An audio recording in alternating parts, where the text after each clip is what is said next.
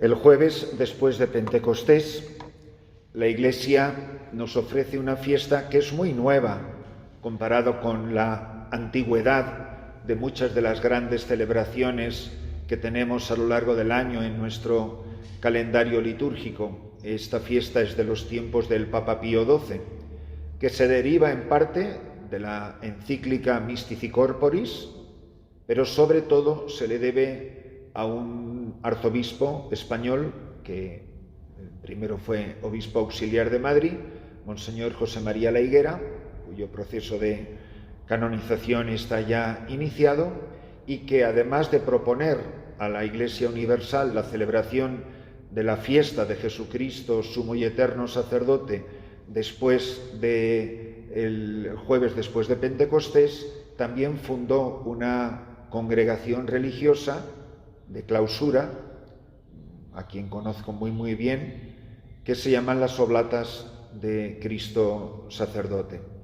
Su vida, su carisma, está centrado en esa frase de Jesús en el capítulo 17 de San Juan, donde dice, por ellos me consagro. Ellas, estas mujeres, en el claustro están consagradas por los sacerdotes, por la santificación de los seminaristas y los sacerdotes, no por uno concreto, por otro, eso curiosamente lo tienen prohibido, sino por todos los sacerdotes del mundo. En eso consiste la totalidad de su carisma, ofrecer su vida, oblatas, en oblación, en sacrificio, para alcanzar gracia para la santificación de los sacerdotes. Y así están 24 horas al día, por turnos obviamente, día y noche, frente al sagrario, orando por los sacerdotes. Él es el fundador de esta fiesta litúrgica y él es fundador, José María La Higuera, de esta congregación religiosa, para ponerles en contexto de lo que hoy celebramos. De lo muchísimo que habría que decir, y yo soy muy torpe para decir todo lo que habría que decir, la idea fundamental que les comparto esta mañana es que nunca pierdan de vista, y creo que en la Iglesia y en este país en concreto se cometen muchos abusos, incluso entre religiosas, que nunca permitan que en su mente y en su corazón se separe la Eucaristía del sacerdocio. Hoy parece que la puede repartir todo el mundo, exponer todo el mundo, llevar todo el mundo, y cada vez se va retirando más la Eucaristía del sacerdote. Cada vez los laicos, las religiosas, yo por ejemplo el año pasado, concelebrando la misa crismal en una diócesis vecina, no hace falta mucha imaginación, y éramos unos 50 sacerdotes concelebrando con el obispo, y cuando llega el momento de la comunión salen las ministras estas y se ponen ellas a dar la comunión, y estábamos 50 sacerdotes ahí. Entonces lo de extraordinaria, ¿dónde está? Cuando anda que no había ministro ordinario esa mañana ahí en la catedral. Y solamente con ver la cara de sorpresa que tienen algunas de ustedes, me parece que es algo que deberíamos de pensar todos muy en serio. Nunca permitan que se separe el sacerdocio de la Eucaristía, porque van intrínsecamente unidos, inseparablemente unidos. Y no confundan lo ordinario con lo extraordinario. Y no confundan lo habitual con lo ordinario. Por eso es tan importante, hermanas, que cuando nos maravillemos ante el misterio de la Eucaristía, nos maravillemos de la misma manera frente al sacerdocio de Jesucristo presente en sus hermanos.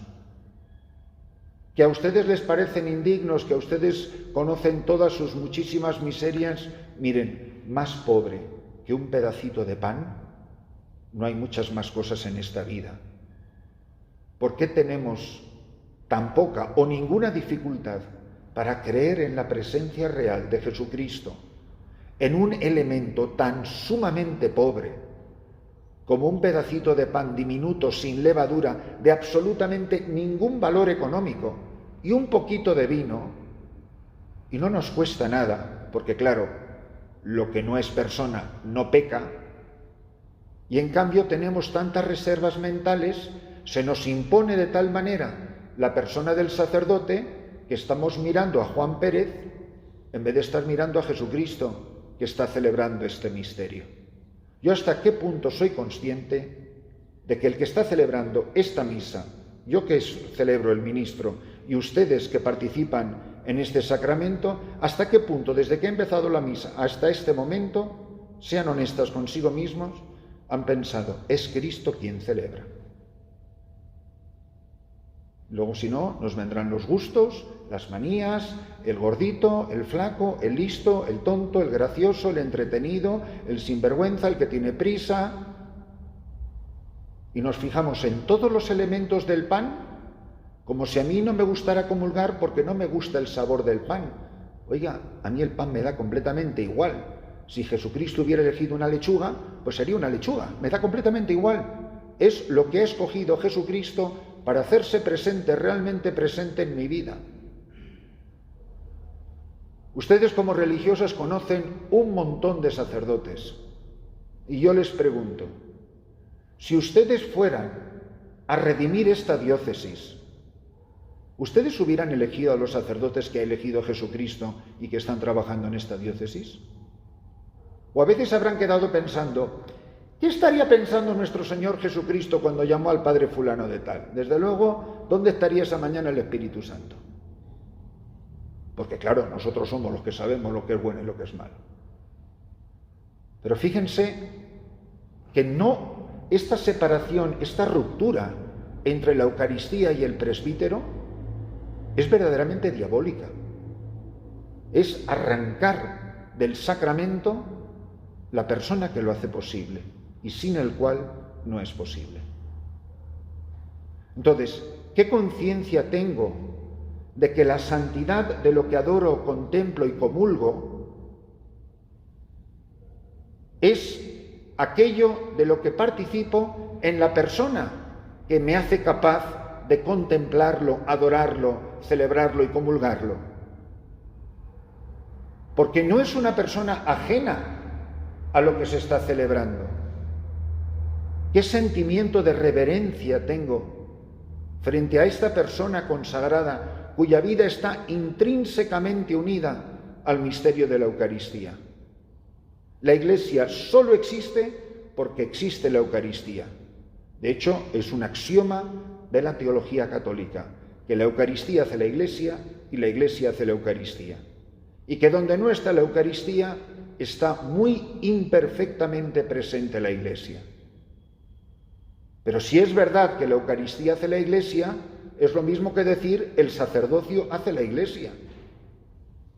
Que obviamente la cumbre está en la Eucaristía y en los demás sacramentos. Hay Iglesia católica mientras haya sacerdocio de Jesucristo.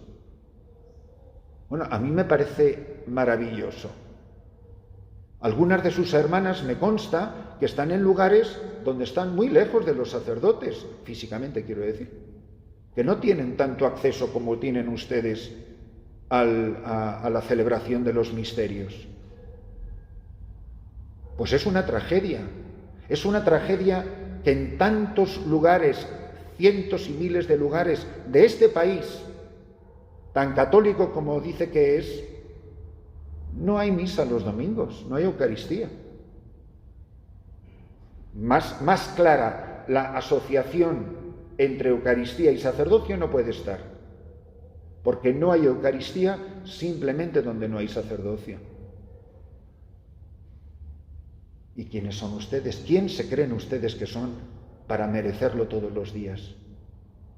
Cuando hay quien va a vivir toda su vida con poquísimo o ningún acceso a la Eucaristía, por falta de ministros, por falta de personas que hagan presente a Jesucristo, sumo y eterno sacerdote.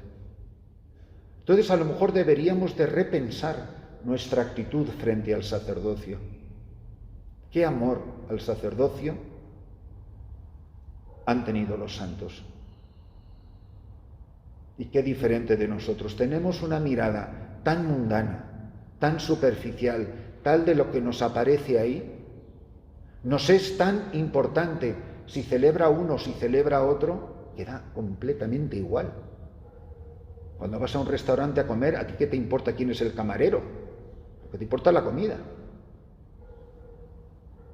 Entonces, queridos hermanos, tenemos de amor a la Eucaristía lo que tenemos de amor al sacerdocio.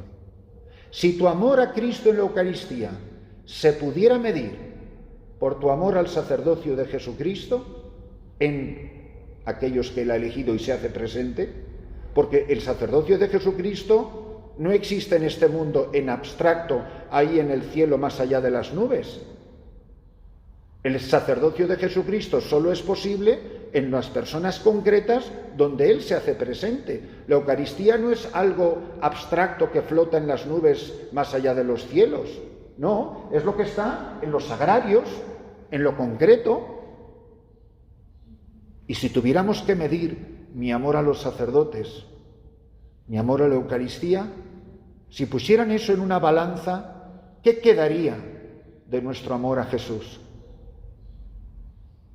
Porque precisamente lo que hace el sacerdocio, que lo ha dicho en la primera lectura de la carta a los Hebreos, es que aboliendo el sacerdocio del Antiguo Testamento, donde víctima y celebrante eran dos realidades completamente diferentes, aquí precisamente se identifican. Por eso les gusta a ustedes tanto cantar sacerdote y pastor, o víctima y pastor, o sacerdote y ofrenda, esa canción que se canta mucho aquí. Si es que no se puede separar el que ofrece y lo que se ofrece. El que ofrece, el ministro, y lo que se ofrece, que lo recibes por sus manos. Y si lo dice, es, y si no lo dice, no es. Entonces, a lo mejor hay un gran déficit de vida espiritual.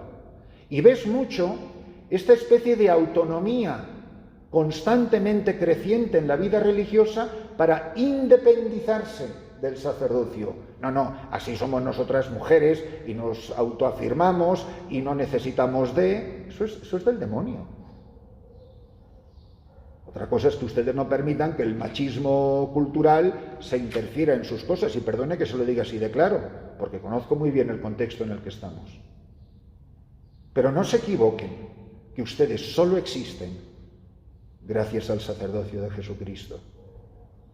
Y en el instante en que se separen del sacerdocio de Jesucristo, ustedes no son más que una ONG con uniforme. Pues lo que estoy diciendo es muy serio, hermanas. Y deberíamos de repensar. Y esto puede ser incluso materia de confesión. Que quien nunca ha hablado mal de la Eucaristía, bien que ha hablado mal de quien lo celebra.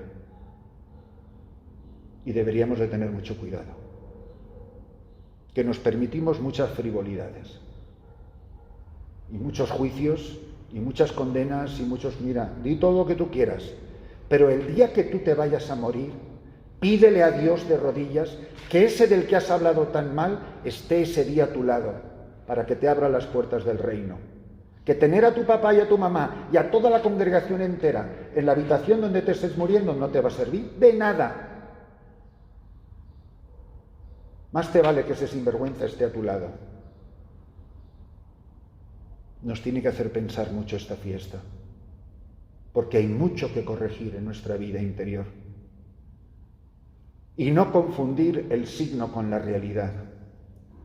Que evidentemente a quien celebra las cosas santas le corresponde más que a nadie la obligación y la llamada a una vida santa. Imagínense que existan congregaciones solamente dedicadas a su santificación, claro que es importantísimo.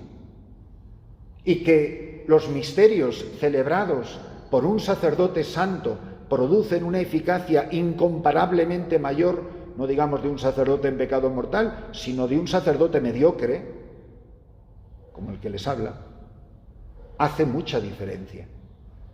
¿Cuánto fruto dan los sacerdotes santos? Y qué poquito fruto dan muchas veces los sacerdotes mediocres. Pero el signo es el mismo, la persona es idénticamente igual. Y el don que recibimos, lo recibimos siempre con él y nunca sin él. Piensen, por ejemplo, en los sacerdotes que les bautizaron o dieron la primera comunión o la confirmación, la cantidad de sacerdotes que a lo largo de sus vidas les han escuchado en confesión, por decir los sacramentos que ustedes han recibido. El sacerdote que te casó, el sacerdote que te dio la unción de enfermos. Pues qué maravilla. Yo he vivido, hermanas, en lugares donde no había ningún sacerdote.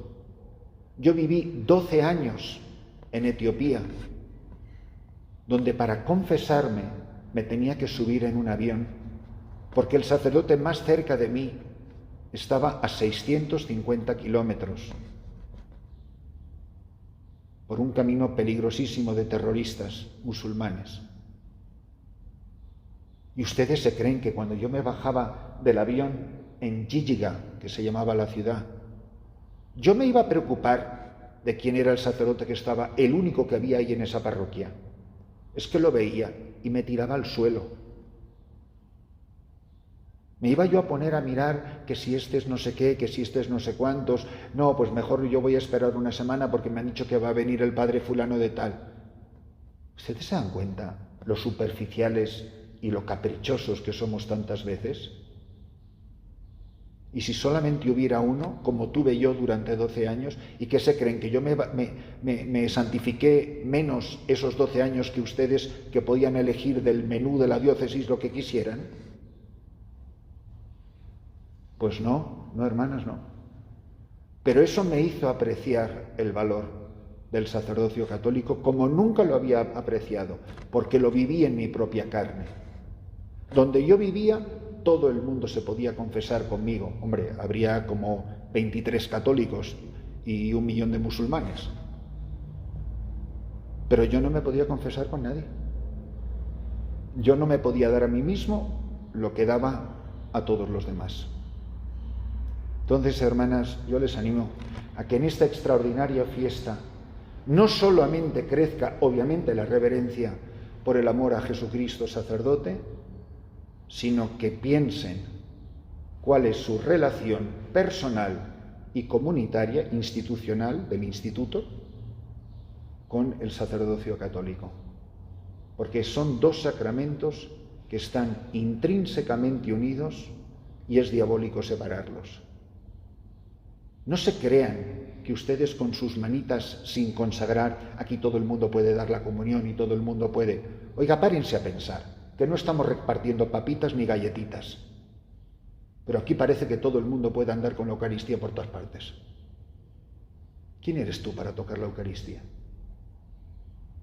Se te deben de saltar las lágrimas el día que lo tengas que hacer. Pero nos parece que todo el mundo puede hacerlo y no pasa nada. Que aquí todos somos iguales y todos somos hijos de Dios y aquí no pasa nada. Porque hemos perdido la fe, hermanas, y no nos damos cuenta.